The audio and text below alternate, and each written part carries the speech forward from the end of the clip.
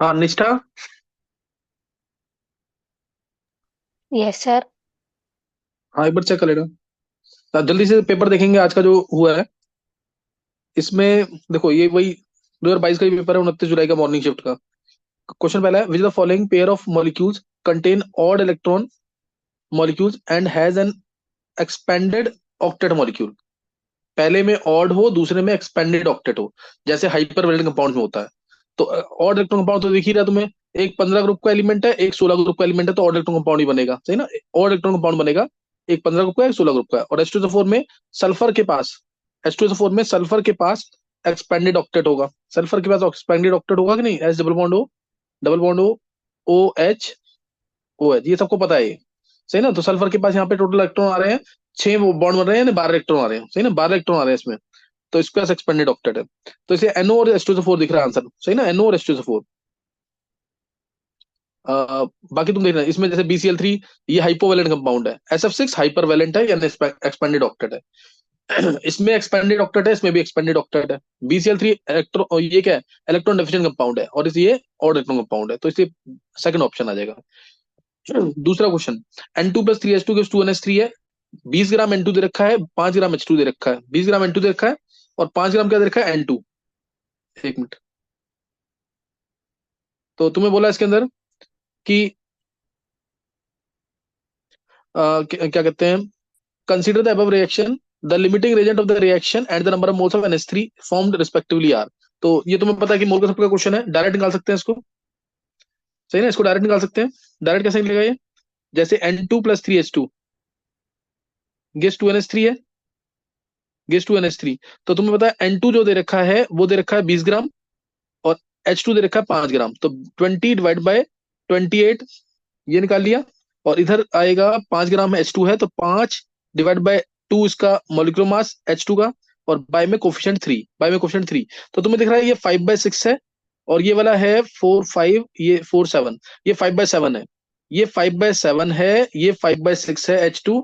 5/6 बड़ा है 5/7 से, ये बड़ा है। इसका मतलब N2 लिमिटिंग रिएक्टेंट है, N2 लिमिटिंग रिएक्टेंट है। तो ऑप्शन तुम्हें दिख जाएगा, N2 लिमिटिंग रिएक्टेंट, ये हमारा आ रहा है N2 लिमिटिंग रिएक्टेंट। सी में आ रहा है, डी में आ रहा है, सी और डी में, है ना, सी और डी में आ रहा है। अब हमें निकालना है NH3 के मोल्स भी, NH3 के मोल्स भी। तो वो लिमिटिंग रेजेंट डिसाइड करता है, लिमिटिंग रेजेंट है 5/7, N2 है। एक मोल से इसके 2 मोल मिल रहे हैं, 2 मिल रहे हैं ना। तो 5/7 है, तो इसके कितने मिल जाएंगे, 10/7। 10/7 यानी 1.1330, 1.4 और 223, 1.43 के आसपास, 1.43 के आसपास आ जाएगा। 1.43 यानी ये आंसर आ गया सी। सी आ जाएगा 1.42 या 1.43, एक ही बात है। और ये आंसर आ जाएगा इसका, सही ना। डायरेक्ट निकाल सकते हैं इसको, नहीं तो फिर पूरा कंसेप्ट से चाहो तो उससे भी निकल जाएगा, लिमिटिंग रेंज वाला कंसेप्ट। नेक्स्ट क्वेश्चन है थर्ड। थर्ड क्वेश्चन देखेंगे। थर्ड क्वेश्चन में 100 metre 5% weight by volume solution है, NaCl का ब्राइन सॉल्यूशन है ये। प्रिपेयर किया है 250 ml बीकर के अंदर। ब्राइन सॉल्यूशन प्रिपेयर किया है 250 ml बीकर के अंदर। Albumin, albumin from the egg was poured into NaCl solution and stirred well. This resulted in an, अब ये सरफेस केमिस्ट्री का क्वेश्चन है, इससे क्या बनता है, इससे क्या बनेगा, lyophilic sol. Lyophilic sol, lyophilic lyophobic emulsion precipitate, ये तुम्हें पता होना चाहिए, ये तुम्हें पता होना चाहिए कि क्या क्या होते हैं।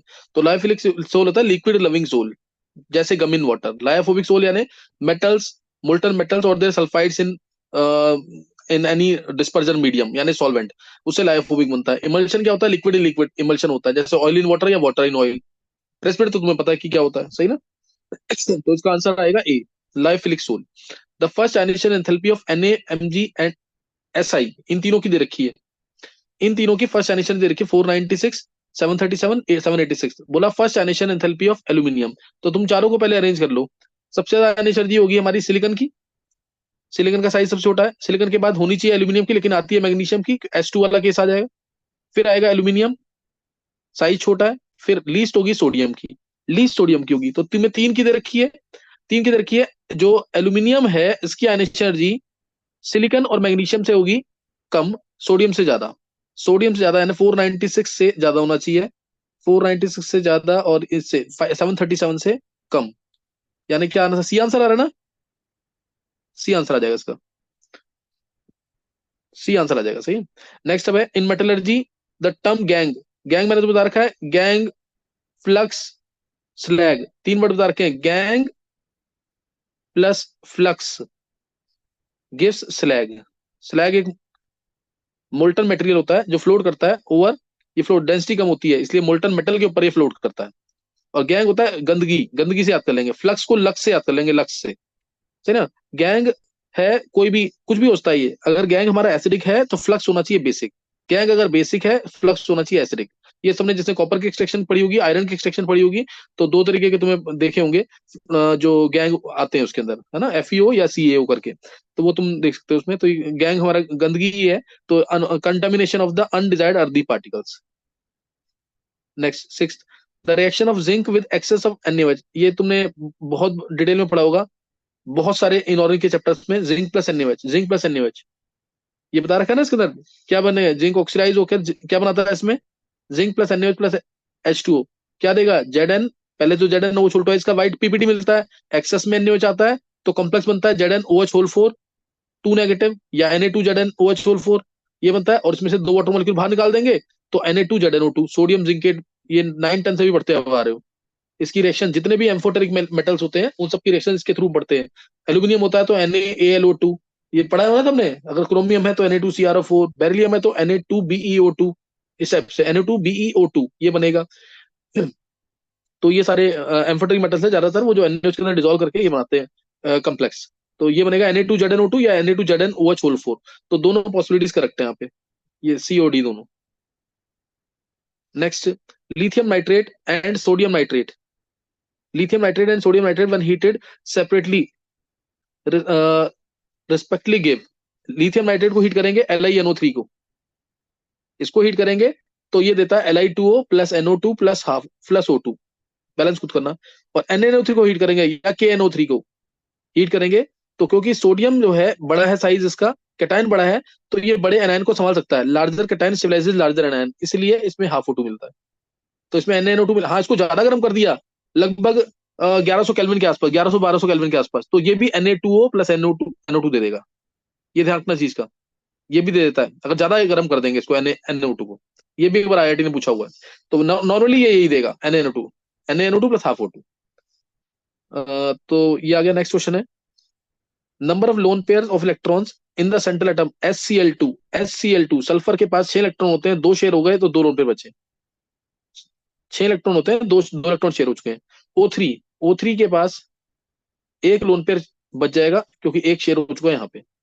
और तीसरा है ClF3 में क्लोरीन के पास 7 इलेक्ट्रॉन होते हैं, 3 शेयर हो चुके हैं, 4 बच गए यानी 2 लोन, तो पहले में 2, दूसरे में 1, तीसरे में 2।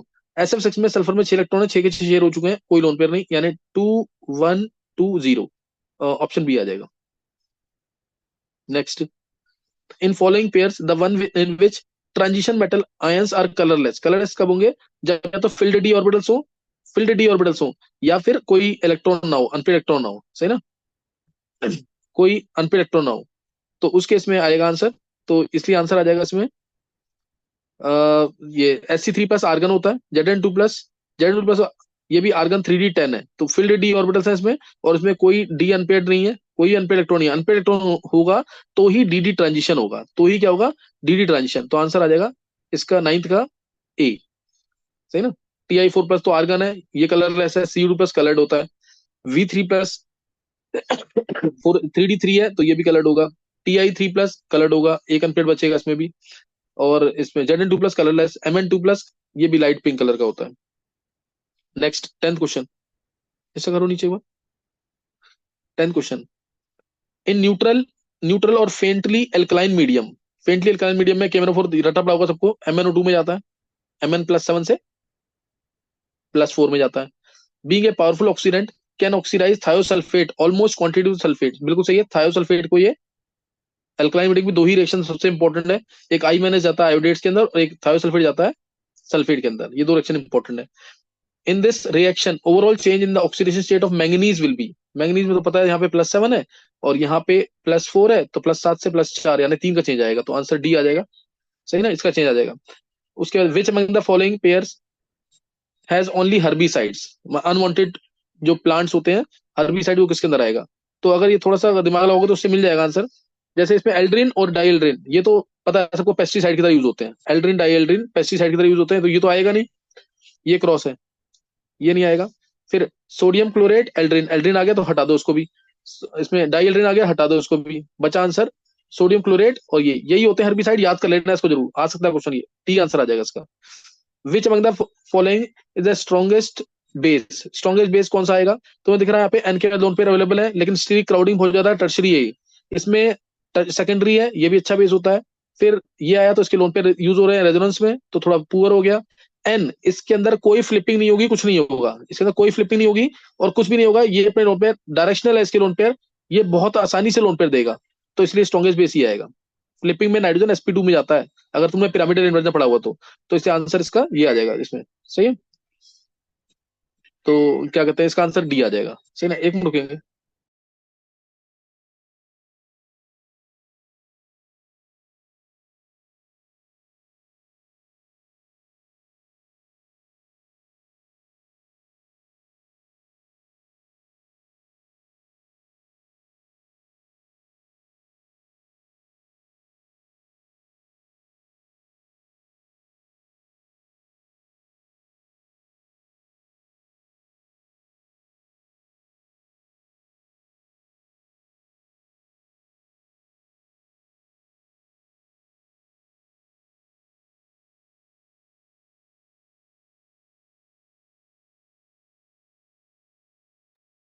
नेक्स्ट देखो क्वेश्चन, नेक्स्ट सब क्वेश्चन है 13th।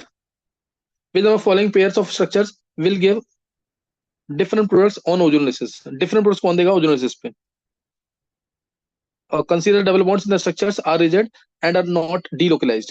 तो इसमें अगर तुम चेक करोगे ना, इसमें खुद चेक करना, एनसीईआरटी का क्वेश्चन है ये, हाइड्रोकार्बन्स का, 11th क्लास की एनसीईआरटी का क्वेश्चन है हाइड्रोकार्बन चैप्टर का।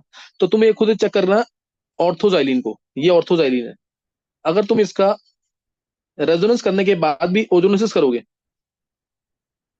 तो प्रोडक्ट डिफरेंट आएंगे। जैसे इसमें अगर ओजोनोसिस करते हो तुम, इसमें ओजोनोसिस किया, यहां से क्लीवेज, यहां से क्लीवेज, यहां से क्लीवेज, डबल बॉन्ड लगा दो हर जगह, double bond O, double bond O, double bond O, double bond O, double bond O और डबल बॉन्ड ओ।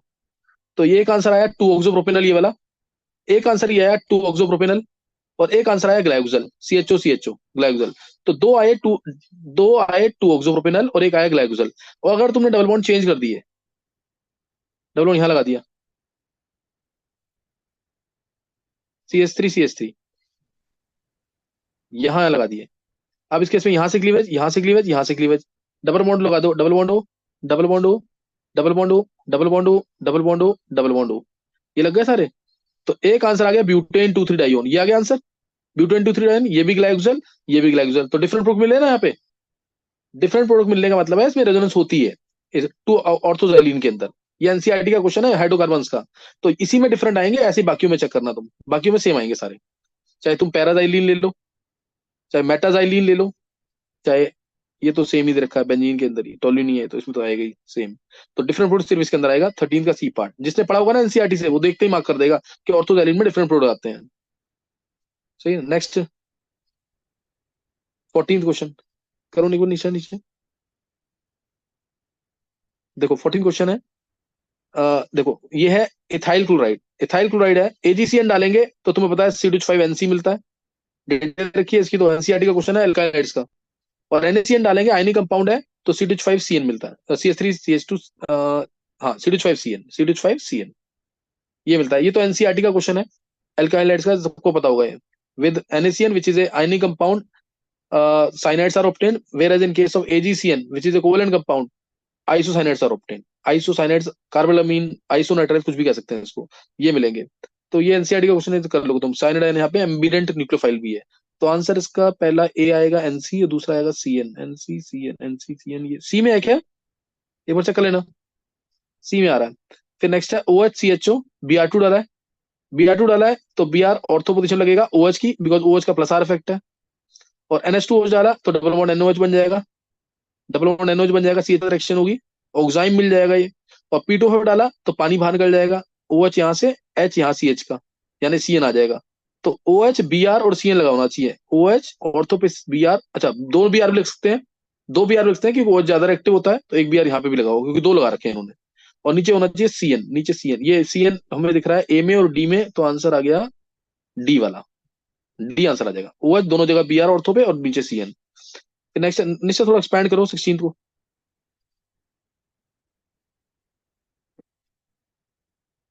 चलो देखो उधर, ए है, ये क्या है, C8H6 है, C8H6Cl2O, NH3 डाला तो ये मिल गया C8H6ClNO, ये मिल गया इस टाइप से। Br2NO डाला, ये देखते ही पता लग जाना चाहिए नेम रिएक्शन है कौन सी, हॉफमैन ब्रोमीमाइड। यानी इससे पहले वाला रिएक्टेंट जो है वो CONH2 रहा होगा, CONH2, यही तो रहा होगा।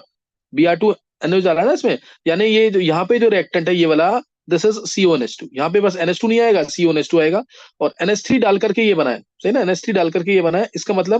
इसका मतलब यहाँ पे, और Cl इसके अंदर एक और होना चाहिए, Cl इसके अंदर एक और होना चाहिए, तो इसका मतलब यहाँ पे हाँ COCl ग्रुप दिख रहा है यहाँ पे हमें, तो COCl होना चाहिए, ये COCl होना चाहिए इस कंपाउंड के अंदर। यानी Cl के पैरा पे COCl और CH3 के मेटा पे, Cl के पैरा पे CH3 के मेटा पे COCl दिख रहा है मेरे को इसमें, और एक COCl यहाँ पे भी दिख रहा है, एक COCl यहाँ दिख रहा है। Cl के पैरा पे होना चाहिए, ये तो गलत हो गया, Cl के पैरा पे और CH3 के मेटा पे नहीं है, आंसर सी है, Cl के पैरा पे CH3 के मेटा पे, सही ना। नेक्स्ट क्वेश्चन देखेंगे।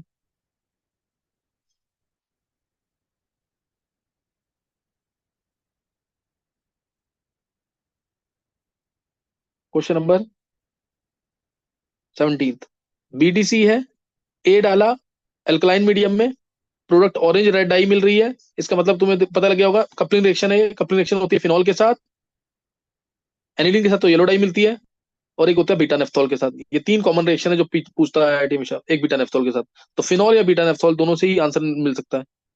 तो फिनॉल तो इसमें दे नहीं रखा, एनिलीन दे रखा, बीटा नेफ्थॉल ये रहा, ए आंसर है, ए आंसर आ जाएगा इसका, सही। सर नेक्स्ट कंसीडर, हाँ बोलो। सर अल्फा नाप्थॉल के साथ कौन से देता है नहीं ये? अल्फा के साथ नहीं, नहीं नहीं, ये तीन कॉमन रिएक्शन है ध्रुव, ये तीनों पता होने चाहिए, ये अल्फा नेफ्थॉल के पैरा पे अटैच होगा, बस और कुछ नहीं होगा इसमें। अच्छा अच्छा कलर, ठीक है सर। ये रॉय वर्ड से याद कर लेते हैं जल्दी से, red dye, orange dye, yellow dye. Next consider the following reaction sequence, NH2Cn, ये डाला है, डिवालेज डाला हुआ ना ये,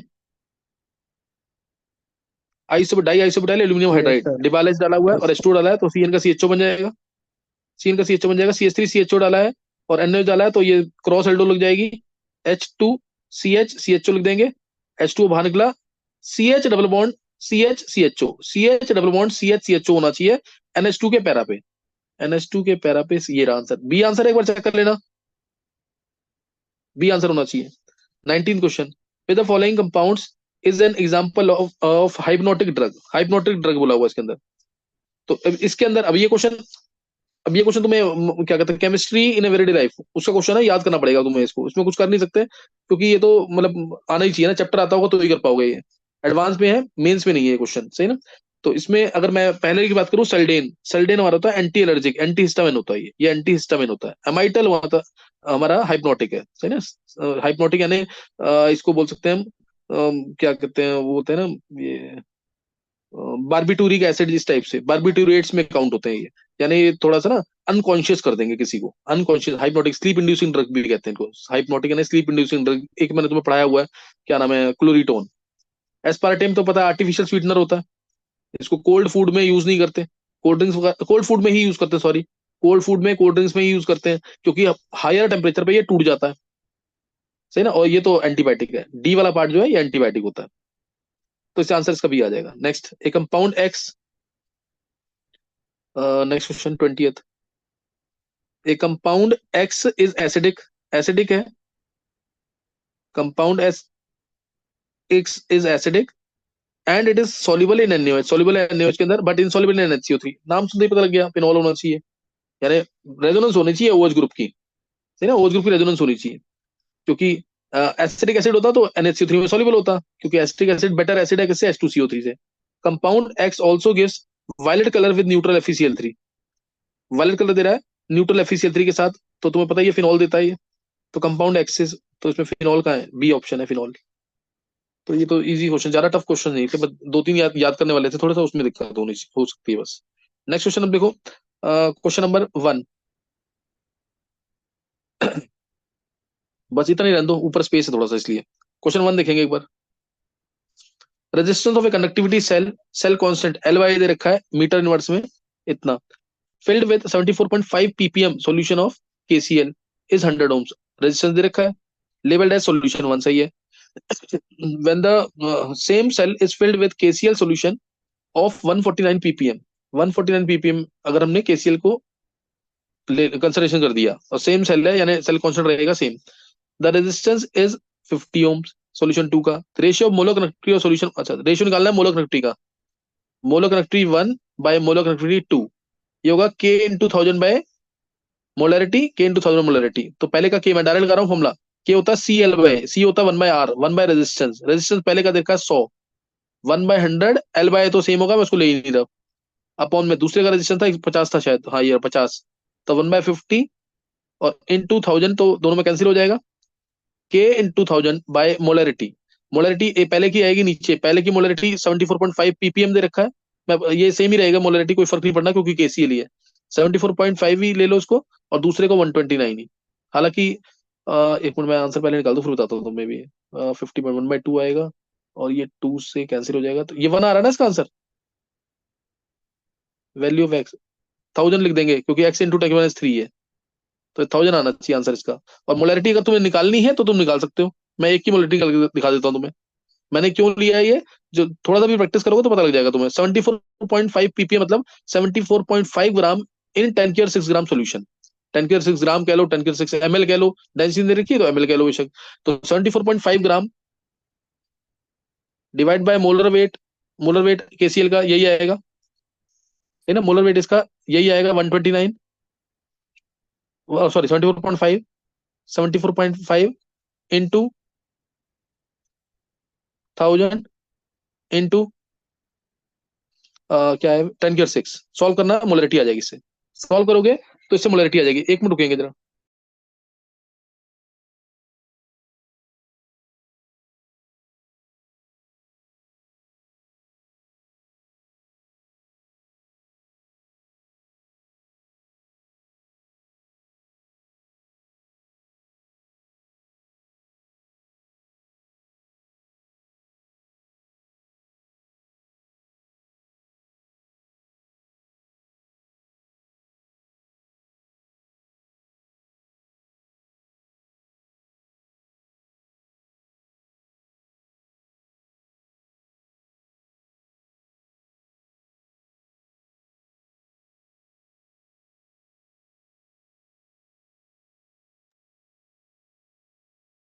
हाँ, नेक्स्ट क्वेश्चन नंबर कौन सा कवर, हाँ ये कवर करना, सेकंड क्वेश्चन देखेंगे। Ionic radius of cation A and anion B are this and this, cation की रेडियस दे रखे हैं, एनायन का रेडियस दे रखा है 102 और 181, these ions are allowed to crystallise into an ionic solid, इसे सॉलिड बना रहे हैं, तुम्हें पता होगा सॉलिड शेड का क्वेश्चन है, दो ही सॉलिड, तीन ही सॉलिड तुम्हें ध्यान रखने होते हैं, NaCl का, ZnS का, CHCl का, ये तीन ही बहुत इंपॉर्टेंट रटे होने चाहिए सबको ये। और उसके बाद these ions are allowed to crystallize into ionic solid, this crystal has cubic close packing for B minus, कोई भी होता है इन तीनों में से। A plus is present in all octaloids, all octaloids बोलते ही एज सेंटर्स पे, ऑल octaloids यानी एज सेंटर और बॉडी सेंटर, इसका मतलब ये NaCl वाला हो गया, ये NaCl वाला हो गया, तो NaCl वाला हो गया तो तुम्हें पता ही है इसमें एक यहाँ पे एनायन और बीच में होता है कैटायन, और बीच में होता है कैटायन।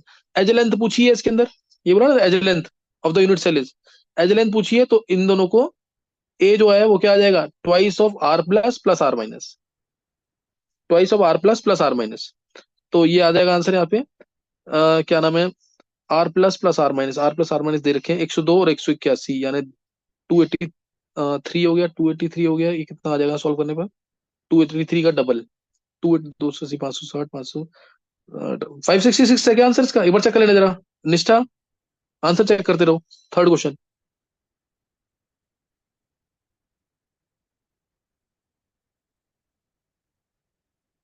थर्ड क्वेश्चन देखेंगे, निष्ठा एक बार देख लो, यही है ना आंसर 566। Yes, sir. हाँ, नेक्स्ट क्वेश्चन है the minimum uncertainty in the speed of an electron in an one dimensional region of length 2a0, length 2a0 है, वन सर डायमेंशनल है, लेंथ है इसकी 2a0, where a0 is equal to, हाँ बोल दो। Sir वो NDA की तरफ से 512 दिया हुआ है। 112 दिया हुआ, हाँ जी। कैलकुलेशन मिस्टेक तो नहीं की मैंने कहीं? सर एलन ने तो 566 ही दिया है, एनडीए की तरफ से 512 दिया हुआ है। आंसर नहीं, आंसर अगर कैलकुलेशन मिस्टेक नहीं, करने का तरीका यही है ध्रुव, सही ना, जैसे मैंने किया करने का तरीका वही है। बाकी आंसर तो जो भी दे रखा हो मेरे को पता नहीं है, लेकिन करने का तरीका ये है, ठीक है A sir. Is equal to, ये एनएसीएल टाइप स्ट्रक्चर है, A is equal to twice of R plus plus R minus ही आएगा, सही है। समझ गया। हाँ आंसर तो मैं नहीं कह सकता कुछ, लेकिन हाँ ये यही होगा इसमें, तरीका यही होगा। और कैलकुलेशन मोस्ट प्रोबेबली जब एक जगह दे रखा तो करेक्शन ही मतलब करेक्शन नहीं होनी चाहिए, यही आएगा आंसर ना, 566, 283 का डबल। अच्छा अब ये दे गॉट रखा इट है सर। वन डायमेंशन के अंदर, और ए नॉट की वैल्यू दे रखी है 52.9 पिकोमीटर, ये हमें पता भी है। Is minimum uncertainty in the speed निकालनी है of electron, in the speed of an electron, minimum uncertainty in the speed of electron निकालना है। तो तुम्हें पता है इसमें delta X dot delta P is greater than equal to H by four pi होता है, ग्रेटर देन है। डेल्टा एक्स की वैल्यू यही होगी 2a0, इसी में एरर आएगी, मूवमेंट में ये एरर आएगी 2a0 में ही।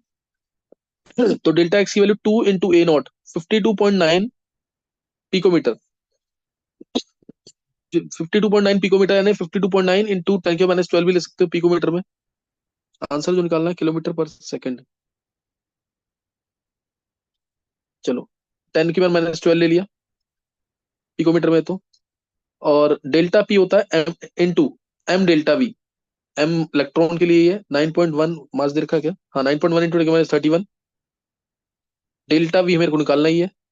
इज इक्वल टू ले लेना, मिनिमम निकालना है तो इक्वल टू, ग्रेटर देन निकालना नहीं हमें, H by four pi, H by four पाई, ये तुम्हें कैलकुलेशन करनी पड़ेगी, ये थोड़ी ज्यादा कैलकुलेशन वाला है। देखो उसमें चॉइस में था, तो उसमें हालांकि इसकी वैल्यू पता होती है हमें, बहुत ईजी है ये चीज ना, 6.6/12 करके 0.5 इंटू 10⁻34 मान लेते हैं इसको, लेकिन इसमें एग्जैक्ट कैलकुलेशन करनी पड़ेगी। तो ये तुम्हें कैलकुलेशन करनी पड़ेगी इसके अंदर, सही ना, इसमें कैलकुलेशन करनी पड़ेगी थोड़ी सी। तो तरीका समझ आ गया कि नहीं? क्या आंसर है इसका निष्ठा? 548। 540, 548। 548, चलो तुम देख लेना ये। नेक्स्ट क्वेश्चन है, when 600 ml of 0.2 molar HNO3, 0.2 molar HNO3 है, it's mixed with 400 ml of 0.1 molar NaOH in a flask, HNO3 और NaOH को मिक्स किया, rise in temperature in the flask is इतना। इस टाइप के क्वेश्चन बहुत कराए हुए हैं।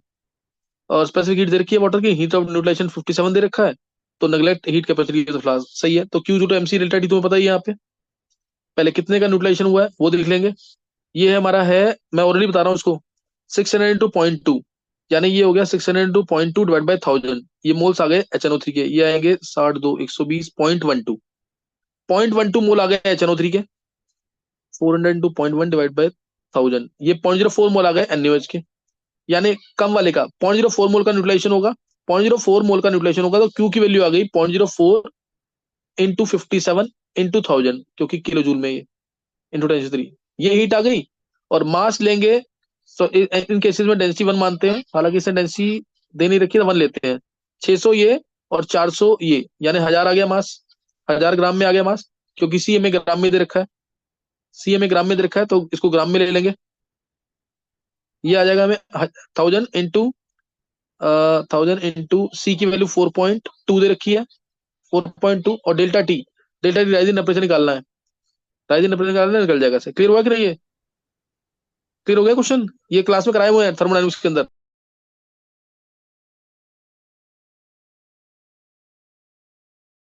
आ गया सर। हाँ नेक्स्ट क्वेश्चन,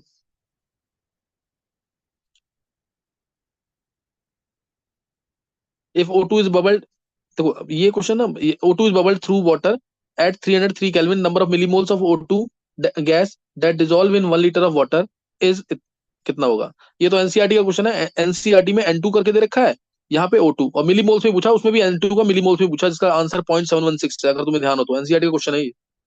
तो इसमें O2 का बोला हुआ था, pressure of O2 is equal to, pressure of O2 लगा देंगे formula, KO2 into XO2, pressure of O2 कितना है, number of millimoles of O2 that dissolve in 1 litre of water,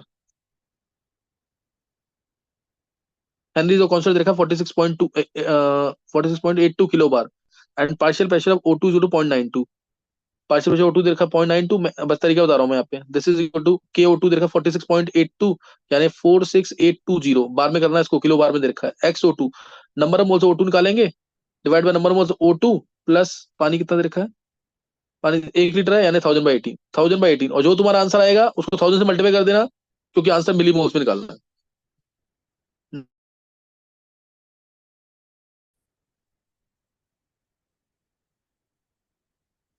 next question देखेंगे, sixth question. If solubility product of PBS, answer क्या है निश्चय का, fifth का। सॉलिबिलिटी प्रोडक्ट KSP दे रखा है इसका 8 × 10⁻28 1, और KSP दे रखा है PBS का 8 × 10⁻28, then solubility of PBS in pure water at 298 kelvin is इतना, x × 10⁻16, value of x is, PBS है तो x स्क्वायर आ जाएगा, सीधा s स्क्वायर आएगा, s स्क्वायर इक्वल टू 8 × 10⁻28, तो ये आ गया 2√2, s आ गया 2√2 इंटू 10⁻14, और 2√2 की वैल्यू 1.41 दे रखी है, तो 2 इंटू 1.41 2.82 हो गया, 2.82 इंटू 282 हो गया, सीधा 282 इंटू 10⁻16, 282 आंसर है ना इसका। सेवंथ क्वेश्चन, सेवंथ क्वेश्चन दिखाओ, थोड़ा और करो नीचे, कर दो नीचे, स्पेस मिलेगा शायद। चलो, the reaction between x and y दे रखी है, फर्स्ट ऑर्डर है x के रेस्पेक्ट में, जीरो ऑर्डर y के रेस्पेक्ट में, और तुम्हें पूछा है examine the data of table and calculate ratio of m and l, m और l का रेशियो पूछा हुआ है, l ये रहा, m ये रहा, तो बस यहाँ पहले वाले पार्ट से k निकाल लो, rate equal to k into X है ही, मैं हिंट दे रहा हूँ कैसे करना है, rate equal k into X है, k की वैल्यू तुम्हें निकल जाएगी यहाँ से, रेट दे रखा है 2 × 10⁻3, 2 into 10⁻3 equal to k into x, x है हमारा 0.1, तो 0.02 आ गया ये सीधा, k आ गया 0.02, k आ गया 0.02, सही ना, k 0.02 आ गया, और उसके बाद k आ गया 0.02, इसके बाद तुम्हें करना है रेट इक्वल टू, ये आ गया ना, अब यहाँ पे निकाल लेंगे इसमें रेट इक्वल टू, दूसरे पार्ट में rate equal to 4 × 10⁻3, this is equal to k है 0.02 इंटू l, l कितना है वो निकल जाएगा यहाँ से, ये निकल जाएगा यहाँ से कि नहीं, l यहाँ से आ जाएगा, ऐसे ही दूसरे पार्ट में m निकल जाएगा, रेट दे रखा है m into 10⁻3, this is equal to k 0.02 into 0.4, solve कर लेना, m/l निकाल लेना 0.4, m/l कितना आंसर है इसका, इजी कैलकुलेशन है, हो जाएगा ये पूरा। निशा टाइम कितना बचा अभी, 40 40 40 आंसर आ जाएगा इसका। 2 मिनट एट है। क्वेश्चन, अच्छा देख लो, जल्दी से देख लो बार। In a linear tetrapeptide constituted with different amino acids, number of amino acids, number of peptide bond, तो अमीनो टेट्रापेप्टाइड तो 4 अमीनो एसिड्स होंगे, और पेप्टाइड बॉन्ड 3 बनते हैं, है ना, 2 अमीनो एसिड अगर होते हैं NH2 CH2 COOH, और दूसरा भी मान लो NH2 CH2 COH, सेम है, अगर मान लो डिफरेंट अमीनो एसिड है तो कोई फर्क नहीं पड़ता, यहाँ R लगा दो एक, तो NH का H और इसका OH, तो एक पेप्टाइड बॉन्ड बना CONH, एक पेप्टाइड बॉन्ड बना, एक और आता है तो 2 बनते, 4 आएंगे तो 3 पेप्टाइड बॉन्ड बनेंगे, तो 4 - 3 एक आंसर आ जाएगा। Next, in bromination of propyne with bromine 1 this is obtained with 27% yield, the amount पूछा हुआ इसका 1122 tetrabromo obtain from 1 gram of bromine, obtain from 1 gram of bromine, तो तुम्हें प्रोपाइन की रिएक्शन हुई अगर Br2 के साथ, तो 4 ब्रोमीन ऐड होंगे, यहाँ पे आएगा 2Br2, CH3CBr2 CHBr2, ये आएगा, और इसका मास होगा हमारा Br2 से 1 ग्राम ब्रोमीन से कितना मिलेगा इसका मास, अगर 27% एफिशिएंसी है तो Br का मास होता है 80, 80 आया तो 320 हो जाएगा ना वेट, 320 इसका वेट हो गया, और इसमें 4 Br है ही, 4 Br है तो 320, और ये आ जाएगा 36 और 4 40, 40 360 ग्राम ये आ गया, तो 1 ग्राम से कितना मिलेगा ये 360 डिवाइड बाय 320 इंटू 27/100, ये आंसर आ जाएगा, इससे निकाल लेना, इससे आंसर आ जाएगा, सही है। Last question, FeCN6 3 negative should be an inner orbital complex ignoring the pairing energy, the value of crystal field splitting energy, easy question है बिल्कुल ये।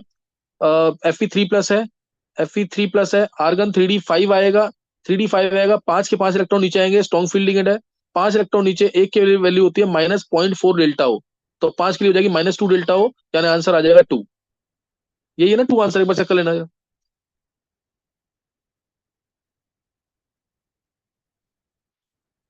ये कर लेना पेपर दोबारा जरूर ढंग से, जितना प्रैक्टिस करोगे खुद इनको तो तुम्हें सही लगेगा फिर, सही ना। नेक्स्ट टाइम भी पेपर लूंगा फ्राइडे को भी।